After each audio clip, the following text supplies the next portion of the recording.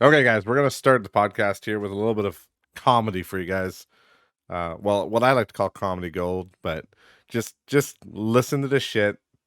I Now just let me start off by saying this. This could be a joke. I don't know. That's a problem. That's literally my biggest problem right now with people in the world is that the world has gotten so fucking stupid and ridiculous that you can't tell who's faking it.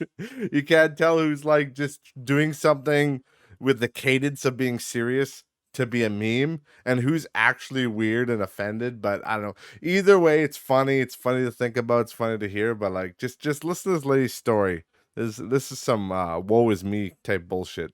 Let's check it out here. I was publicly humiliated today, and I am begging you guys to teach your children to be respectful and considerate of other people.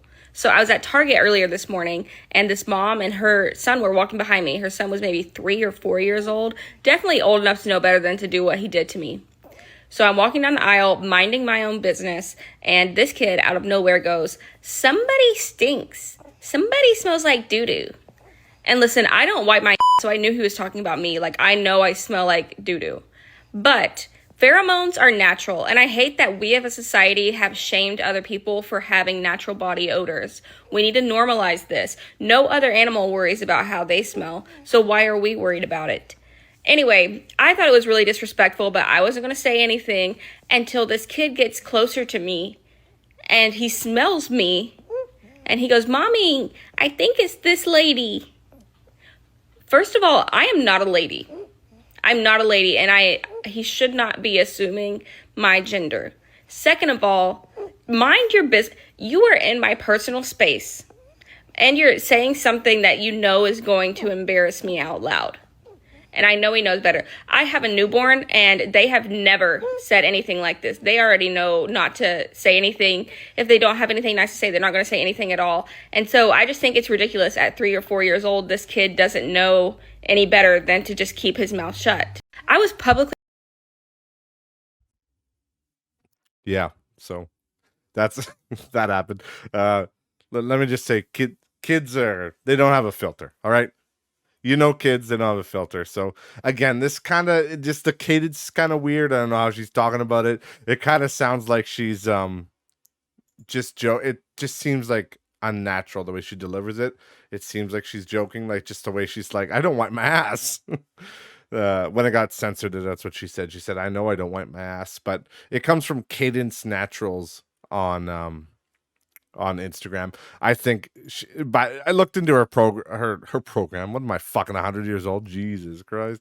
I looked on her page a little bit. It's she's like a naturopath, right? So it wouldn't surprise me if she does smell like shit and she's being serious, cuz like those natural people, they don't believe in deodorant. They don't, look up Steve Jobs basically. Like Steve Jobs was one of those hippie weirdos that didn't believe in showering, didn't believe in any of that stuff. And look, I'm gonna say I get it. I get the whole natural thing. I get that you want to be natural, but like, if you smell like shit, if you smell like shit, like people are gonna call you out on it, especially kids. I'm like, Jesus Christ, what's that smell? Like, that's just how it goes. And I understand these people want to be natural, and that's totally cool. You can do what you want to do, but if I'm walking by you in Home Depot or something and you smell like shit, like I'm not gonna say anything because I'm not mean, but I'm gonna be like, "Oh, Jesus Christ," and I'm gonna be walking away from you. So, and obviously, she's talking about like not being. Another reason I think it's kind of fake, maybe, is because she said like the whole gender thing. She's like, "Oh, I'm actually not a girl," and like, like getting mad that a 3-year-old misgendered you. Like that's just, again, people are that crazy. But I'm starting to just think that a lot of them are just faking it to be for the outrage, right? For reactions like this right now. But and then she goes in to say the whole like, oh, I have a newborn and it never says anything bad to me, which newborn babies don't fucking talk at all. So I just think, I don't know, she's just coming off as stupid. So it might be just a meme, but that the biggest problem is that you don't know these days. But the last thing I'll say on this lady is that I love the top comment. The top fucking comment on her video is here, let me bring it up. It's probably gonna play for a second here. Okay, sorry. I muted it pretty quick there because I'm fast fuck boy. But yeah, the top comment is from High Wired, and it says identifies as a septic tank. That got me good. Like, whether this is a fake video or what the hell, it doesn't really matter. That that fucking top comment identifies as a septic tank is just too much. But either way, Katie's Naturals, I'm sorry that happened to you. I hope your day gets better.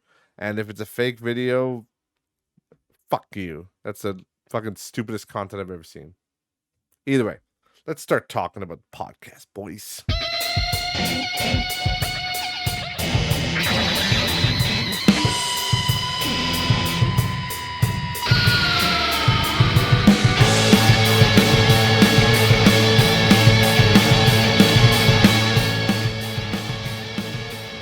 Welcome everybody back to NRJB Board, episode number 95.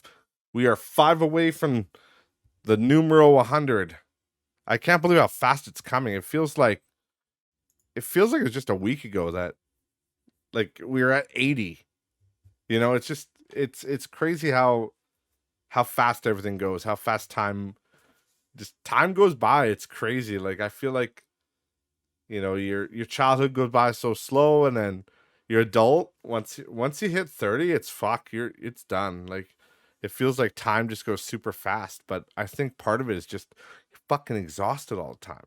You're tired of shit, and you just don't have the energy anymore. So you're trying to sleep more, trying to be healthier, but I don't know.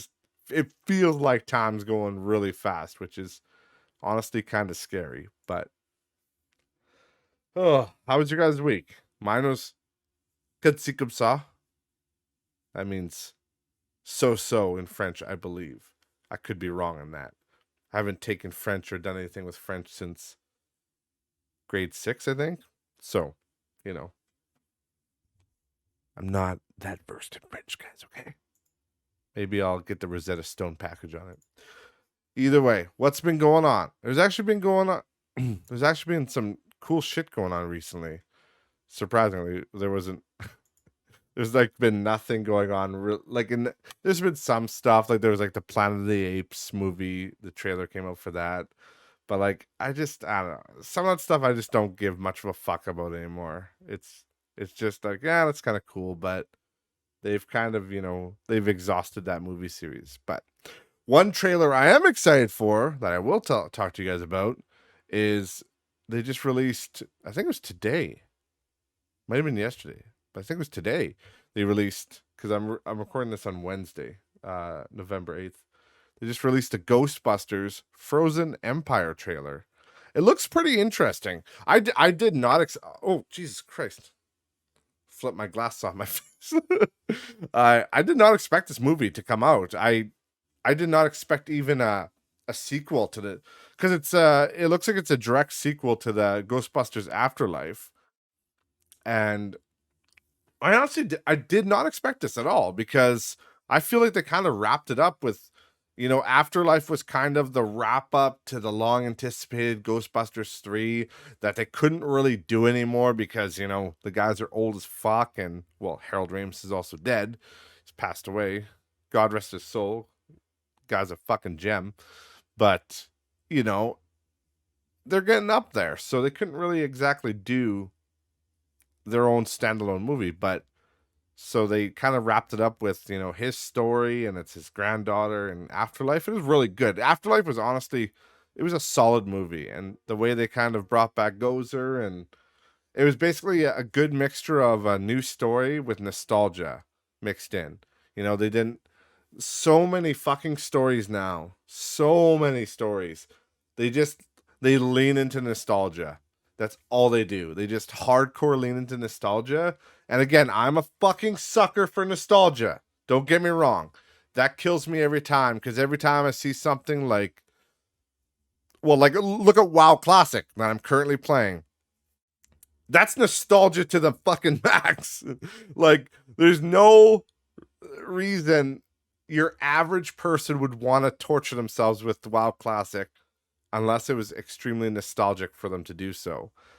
Like there are a lot of new people just because of the popularity of it. So people are like, oh, what is this? So they go into the game not really knowing much about, maybe they played the new one, but they don't know about the classic one and how hard it is, especially in hardcore where you get one life. So they kind of just, they dip their toes in whatever. But like the strength of the classic series is nostalgia. And I don't think anybody could argue that. That's the strength of it purely is nostalgia. There are the people like me that think it was also the strongest point of that game. It was like the funnest and most challenging, which, for sure. But the graphics, the gameplay, everything is a lot more crazy and exciting in the new version of the game. It really, like, just the variety of quests and stuff. I don't think anybody could argue that. It is better in that way. But nostalgia is powerful, and people like it when it was more simple and honestly related to their childhood. But either way, that's enough WoW Classic. Jesus Christ. I think that's going to be my new slogan. I'm going to have to bring up WoW Classic in every podcast because it just sneaks in there somewhere. That's probably because I have a great love for the Warcraft lore and the universe. But it ends here. Back to Ghostbusters Frozen Empire. Like I said, they kind of tied a bow on it with Afterlife, and I thought that was, that was cool. That was an ending. It was satisfying. You got Egon's ghost. I fucking cried, They got me good, but it was kind of the ribbon. But then this trailer drops out of fucking nowhere. And it's just what I like about the trailer, honestly, is that they don't show off too much. They show off the main kind of story, which is called it's Frozen Empire, and it's just this random there's like people on the beach. You'll have to watch the trailer. But there's people on the beach, and then this random snow-looking weird storm comes in, and then there's icicles coming to the ground trying to impale people. And basically, yeah, New York gets frozen over, is what it looks like. And then Dan Aykroyd's in there talking about the death chill. I think that's what he called it, the death chill. But it's like people being scared to death and froze, like they're frozen, but he Paul Rudd makes like a one-liner about like, oh, they're actually scared to death. And it's like, oh. So I don't know. That's all they really show. They show like one silhouette of a ghost at one point, which unfortunately kind of looked a little bit cheesy, like the 2013 Ghostbusters, the all-female one that was a fucking disgrace. Um, the ghost kind of looked like that style, which really, God, I hope they don't do that again. Because the ghosts, obviously they did the same kind of CGI in Afterlife, but the ghosts, they weren't too bad. They looked okay. In I don't know what you call it, Ghostbusters, what was it, 2016? I think, maybe. But it was called Answer the Call, I guess. But I don't know. It's I don't know. The fucking ghosts look just weird and they look cartoony and just it didn't do it for me. But there's only one ghost in this trailer, and it's got the weird blue eyes. So, but you don't see much. You don't see much. So maybe it's not like the fucking cheesy ghost from Answer the Call. God, I hope it's not like that. But what I like is that they don't show too much. That's the biggest problem with fucking trailers these days is that they show everything. They fuck up and they show everything in the trailer. It's like, well, that sucks. Like, now I know what's gonna happen. You guys know me. If you've been listening to this podcast long enough, you know I do not like. I mean, it's not the end of the world if something gets spoiled for me, but like I don't normally like spoilers or anything like that. I go into things like it's a video game. If I know I'm gonna like a video game, that's fine. I'll go play it. Same with a movie. It's like I'll like it, but like I don't want to watch every single fucking trailer on something because it's just you lose some of the wonder, you lose some of the discovery, and like that's what happened with Afterlife. I just watched Afterlife. I didn't watch any trailer. I watched like the reveal trailer and all that. It was whatever, but like they also did a good job of hiding the whole Gozer thing and some of the there was a little scene teasing off the dog things, but you know for the most part, they kind of hid all that stuff relatively well. But either way, it's just I like just going into things blind and being surprised because that just makes it more hype when you see it, and it also makes it'll make you give it a better review too. But I don't know. There's not much on this yet. It's just a teaser trailer that came out. Looks good. I'll definitely see it because I love Ghostbusters. And I really liked the Afterlife, like the new cast. Obviously, there's the nostalgia factor, but like I like Paul Rudd's character and his wife and Finn Wolfhard, and I can't remember the girl's name, but she was awesome too. That's um I think it's Spangler's granddaughter, like Egon's granddaughter. Yeah, she was awesome. And I think I talked about it on here when that movie originally came out. I think I talked about like how much I actually liked the young cast. And that doesn't happen a lot, you know. People, because a lot of people will be nostalgic for the Ghostbusters, like Ernie Hudson and Bill Murray and all those guys, right? Dan Aykroyd, and just seeing a new cast kind of upsets people because they're like, these ain't the Ghostbusters, and that does happen to me a lot too. But the way they did this one as a passing of torch, the Afterlife one, was they actually did it properly. It wasn't full nostalgia, and it wasn't just full like a new crew. Like that's why the 2016 one, whatever the fuck it was, the all female one, that's why it flopped so hard, was because it just they they just tried to pigeonhole this new idea with all female, and I just that they did the all female cast just to be inclusive, just to be like woke at the time. That's the only reason they did it, because they had the secretary that was like an overly sexualized dumb guy, right? Like this really hot, like it was Chris Hemsworth, but he was a fucking idiot. So it was anybody that was anybody, they knew what the hell they were doing. Like it doesn't take, as Ricky would say, it doesn't take somebody with rocket appliances to know what's going on there.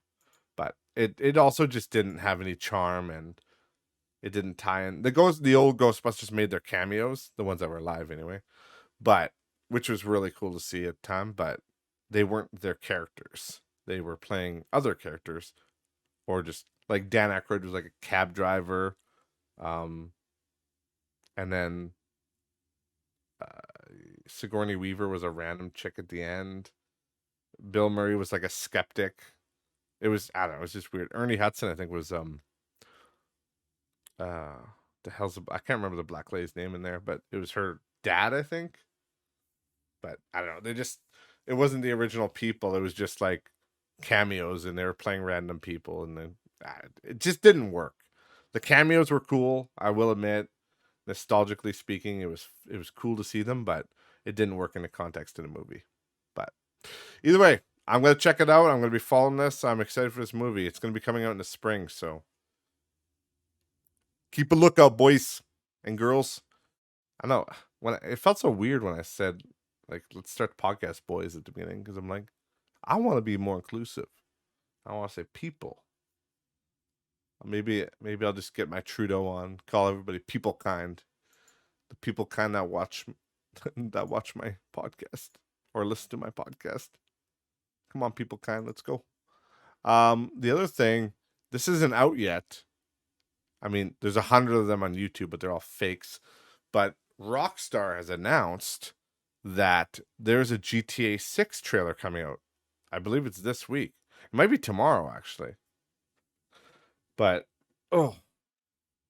sorry, I just had to stretch.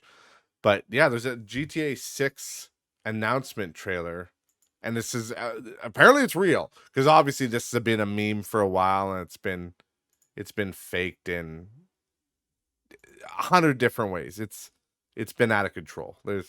It's been a meme forever, because GTA 5 was released in what, 2013, I think, 2011. Let's just fucking Google it. We got a computer right in front of us, guys. GTA 5 released. It was 2013. Okay, I was right. It's towards the end of 2013, but yeah, it's its 10-year anniversary last month, like September 17th it was released. So yeah, it's 10 years fucking old. So it's taken them 10 years to release a sequel. Now, obviously, I'm gonna be watching this trailer when it comes out, and I'll give my thoughts on the next podcast. And I do think it's pretty cool. It's pretty hyped that they are doing that. But let me just let me just be devil's advocate here for a second, okay? Because I feel like I'm good at that, and I like doing it once in a while. Throws a wrench in your monkey problem. I can't speak. Throws a wrench in your plans. Throws a monkey wrench in your plans, to be exact. But it's like, you know, Rockstar, they are synonymous with quality and effort. I'll give them that. They do seem to produce quality stuff. Like Red Dead Redemption 2 and Red Dead Redemption, the first one, were so good when they came out. Red Dead Redemption 2 is still good. Like, I mean, the first one I'm sure is pretty good. I haven't played it since it was released, but I'm sure it's decent still. But like the second one is unreal. Really great game, fucking solid title. And they have all their old sleeper hits like Max Payne, and I think did they do Kane and Lynch? No, that was Eidos, I think. Was it? Kane and Lynch. That was Eidos, I think. Yes, it was done by Eidos. I don't know why I thought that was. Let me see. Yeah, IO Interactive. Yeah, it wasn't them. Okay, sorry. I thought that was Eidos. For some reason, I was like, why does that seem like I'm? It. I think it's because at the time I played that while I was playing Max Payne, so maybe I got those two intertwined. But Max Payne was an awesome title by them too. That series is awesome. Like they are synonymous with quality. I'm not going to argue that, but the whole GTA 5 thing being a masterpiece. Now, yes, when it was released, yes, it was. It was a huge game, and people are like still finding secrets to this day, and they're having fun. That's great, but I don't think it was Rockstar that necessarily made that game as good as it is today and as memorable. I think a lot of what has kept GTA alive over the years has been the modding community, and the 5M, like the role playing servers. Because, yes, I know there are still people playing online, just a regular online, and they keep adding content to it, new heists and new. I get it, and that seems fun for sure. I get it, that's fun. But I think the most content I see online when I end up seeing GTA 5 videos these days, it's a lot of just the modded servers, like people driving around as police or, driving around in vehicles that are in real life, like a Dodge Challenger or a Corvette or Ferrari, stuff like that, that people have modded into the game. And personally, I played 5M with my friends, and I thought that was the most fun I had ever had in that game, was playing on a role playing server, because it was so fun and immersive, and it was great to have the modded cars that were real life cars, like Ford Focuses and Hondas. Like they would just have real life, nice cars, but also shitbox cars. It kind of got you into the world because it made it feel more like our world, rather than having like those fake GTA cars like the Farini and what have you. I can't even remember the names right now, but I think the Farini was actually from the Simpsons game. I think that was Bart's car, but either way, it was so immersive. And I'm not gonna say that Rockstar is totally, you know, just shit, because they're not. They really do make bangers. Every one of their games hits and hits hard. But I just think it's weird that, like, same as Bethesda, how it's taking a decade to make a fucking game. Like it took them a decade to make uh um GTA 6. Like it just seems weird. Like a decade seems like way too long. And maybe they weren't working on it the whole time. Maybe they were doing side projects. They were working too much on GTA 5 online. But like, honestly, I just say fucking leave it. Leave GTA 6. Like, work on that. Leave GTA 5 to the modders in the community. Just fucking put all hands on deck on GTA 6. There's no point in, like, it just, I don't know. To me, it just kind of comes off as lazy to just milk a game for 10 years and off, just online micro transaction content. It just, I don't know. It's just weird. But I also think that a lot of these people are working too hard making these huge games when they should just be making games that are fun. Again, not saying that GTA 6 isn't going to be fun because I don't know anything about it yet. None of us do. And GTA 5 was pretty fucking fun. But I'm just saying, like, when it came to like Starfield, for example, it just, like, I hate to say it, but Starfield really died out quick for me. I got bored of that game quick. And I don't know what happened or what the problem was, but it wasn't like Skyrim or Morrowind or any of those games, like where I played them for years. And maybe it's just I'm getting older too, but I did not get hooked the way I did with, with the older games. And I just think, like with Elder Scrolls 6, like they're going to have to really fucking blow my mind. And if it's anything like the old combat system, if it's like Starfield, like just fucking literally Fallout 4's combat system ported to a space game, like if they do that, like what I'm saying is if Elder Scrolls 6 has the exact same combat as Skyrim, I'm going to I'm going to flip shit. Because there's no way it takes you fucking like 13 years to make a game. And it's just shit. Like it actually blows my mind. I was 21 years old. I was fresh into my 20s when Skyrim was released. I just turned 21 because it released in like September, I think, something like that. So yeah, I was just 21 when that game released. And obviously I loved it because it was a sequel to Morrowind and Oblivion, two of my favorite games ever. And, it was dumbed down, mind you. I didn't find it as fun as the old ones, just it was fun, but the complexity, I didn't like that they lost the complexity. It was way too simple. It was way too good to be a jack of all trades and master of all in that case, because you just level up anything. I don't know. I just didn't like. It felt too weird and not. I don't know. I could talk a whole episode about how Skyrim is. I love and hate it, but my point is, I'm 33 years old. Like, I'm in my 30s. I have kids now and shit. Like, it's been a long fucking time since an Elder Scrolls game has been released. So, like, if it doesn't knock my socks off, that's going to be so disappointing. And it's going to be disappointing to everybody. So, I don't know. And I'm just worried because Starfield, honestly, again, it's a new universe and new characters, but it really didn't catch me that much. It really, I don't know. It didn't do it for me. It did it for me for a while. I liked the game. It's a solid game, but it just like, it didn't grab me. Didn't grab me the same way that those Bethesda titles used to. So I'm a little worried about it.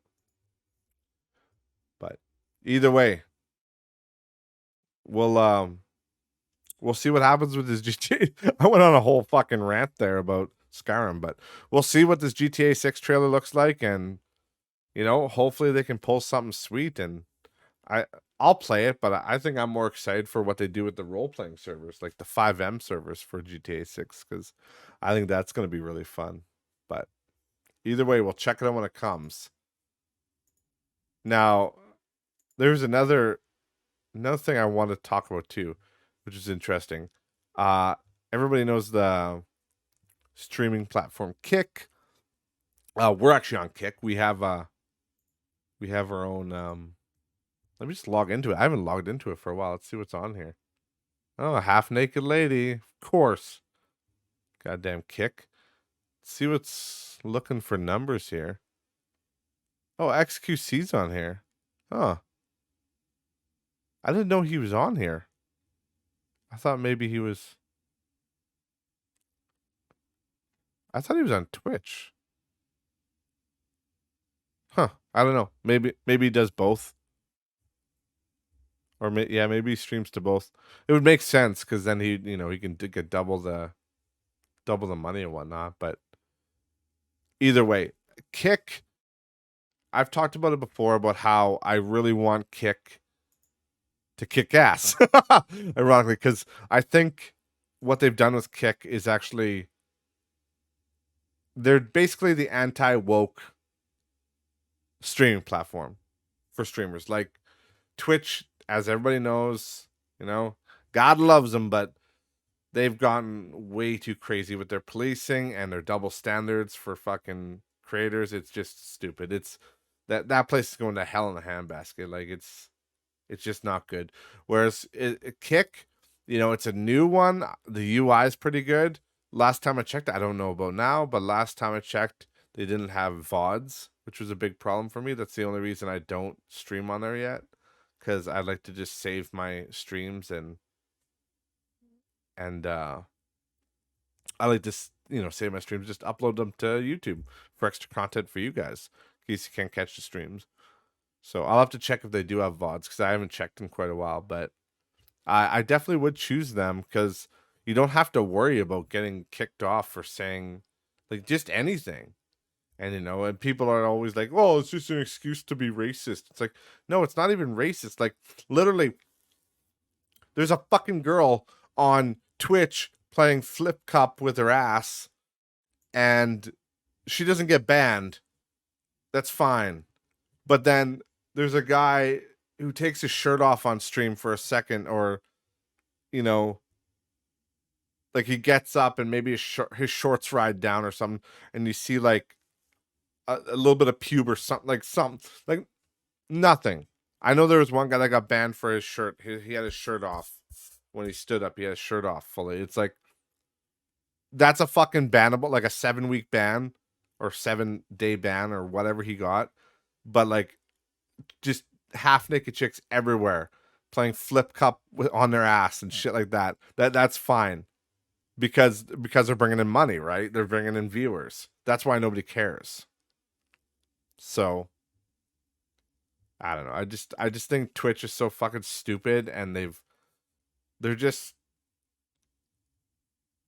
they've gone too far to that policing side of things where it's just stupid, and they pander to their creators, and they only care about those top creators and nobody else. So it's pretty stupid. But why am I talking about Kick right now? Let's get down to the meat and potatoes, kids. The reason I'm talking about Kick right now is because Kick just released something called it's a Kick incentive program. There's a quote here from Eddie. The greatest days of live streaming are still to come. The greatest live content is still to be produced. The greatest streamers are still yet to do their first stream. Eddie. I don't know who Eddie is. Is that Trainwrecks or something? Is that his real name? I don't know. But either way, I'm not going to go through this whole fucking article. There's this huge goddamn thing, but there's this whole joining thing. Currently, the program is being shaped by individuals who are just like you, fellow creators. To give you an insight into the benchmarks they are considering for qualification, here's a quick overview of round 2 metrics set forth by our first class of 33 creators. So 30-day average concurrent viewers, 99. This is for just chatting, IRL, and gaming. They want you to have concurrent viewers of 99, average subscriptions of 197, direct have to be 57 of those. I don't know what that means. And then 495 unique chatters in 30 days and 76 hours of streaming in 30 days.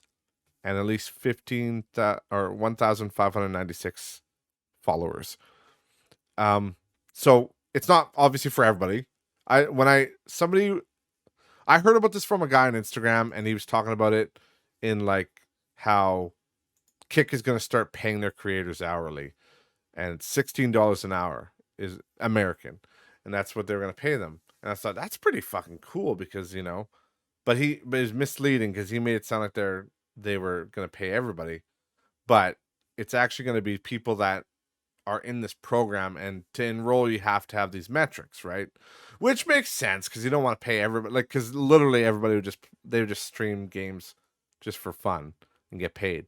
But I think this whole idea here is a really cool idea because it's an incentive. Because what's the biggest drawback of streaming is that you don't want to put your eggs in one basket, right? Because what if it doesn't work out? You need money to survive. So this is a way where, yes, it's not a beginner for sure. You have to have 99 concurrent viewers, 197 subs. Like these metrics are pretty big. This is like a medium sized streamer. But if you enroll in this program, yeah, you get paid 16 hours or $16 an hour for your streaming. So I do like the idea that they're going to be paying creators to stream. I think that's kind of cool. And there's different metrics for musicians too. They only for artists like painters and shit and musicians, and it just says niche. So I'm guessing any other niche one. They need the same amount of followers, 1596. They have to stream for 55 hours in 30 days. They have to have 446 unique chatters, and then 40 out of their 197 subscriptions have to be direct subscriptions, and then they have to have 65 concurrent viewers average. So, I just think it's interesting. I just wanted to bring it up because I think it's interesting that they're doing that. And obviously I was misled when I first heard about it because they were talking about the guy made it seem like everybody's going to get paid on Kick. But that doesn't make sense to me. I knew that wouldn't be it because there's no way that they could just pay everybody $16 an hour. It's not feasible. There's no way that would work out financially speaking. But either way, I think it's cool, and I'm hoping for good things from Kick. I really am. I hope they do well, and I hope they beat out Twitch because honestly, I don't like the way Twitch is ran. I just don't. It goes against everything that I kind of stand for and everything that it used to be. Like it just you used to be able to just stream and talk shit and play video games. That's what it was all about. It was just a free speech, like you're playing video games with your friends, but live for the universe to see. It just, you know, long gone are the days of people just like, I don't like this streamer, or I don't like how he's being offensive, or I don't like how he's talking. So instead of leaving the channel, they got to make a big stink about it. It's like, how about you just don't watch people that you don't like? That's what I do. Like, I'm not a big fan of makeup reviews. Do I think I should fucking get rid of every makeup review in the world? No, absolutely not. Because some people like it a lot. Just let people live their lives, do what they want. If you don't like something, just guess what? You don't have to watch it. Real simple. Real fucking. I know I'm pretty out of left field here. I'm really making strides in the world, but it's amazing. You just don't have to watch shit you don't want to watch. Crazy. Either way, that's all I have for this week. Oh, it's been a week. Some of that white stuff's falling from the sky, kids. It's gonna be cold up here soon. Well, it is already cold, but it's gonna get colder. And I got a big drive tomorrow morning. I got to drive 6 hours in the middle of goddamn nowhere. So, gonna be up at the ass crack of dawn. So, I'm probably gonna be uploading the podcast tonight, just so I don't have to deal with it tomorrow after work, because I will be fucking cooked from this long drive. 10 and a half hours of driving. It'll get to you. Well, it's going to be like 11 and a half, but who's counting? Either way, thank you guys so much for listening. Appreciate it as always. Remember, links to all social media are in the description below, and I will see you guys next week. Bye, guys.